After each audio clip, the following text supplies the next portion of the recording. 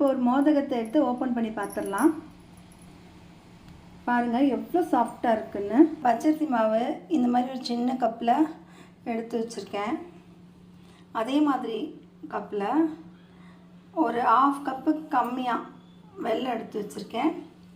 எள்ளு நான் லைட்டாக வறுத்துட்டு இப்போ தண்ணி சேர்த்துக்கலாம். கரைஞ்சதுக்கப்புறம் இதை ஆஃப் பண்ணிடுவோம்.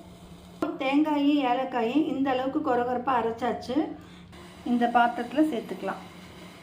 ஒரு பிஞ்ச் சால்ட் ஆட் பண்ணிக்கலாம். தேங்காய் இந்த அளவுக்கு வதக்கியாச்சு. அந்த மாவில் சேர்த்துடலாம். வெல்லத்தை இந்த கடாயில் வடிகட்டி ஊற்றியாச்சு. இப்போ இந்த மாவை இதில் சேர்த்துருவோம்.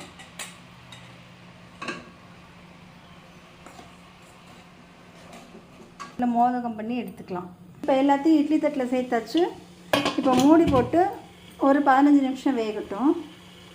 பிடிச்சவங்க ஒரு லைக்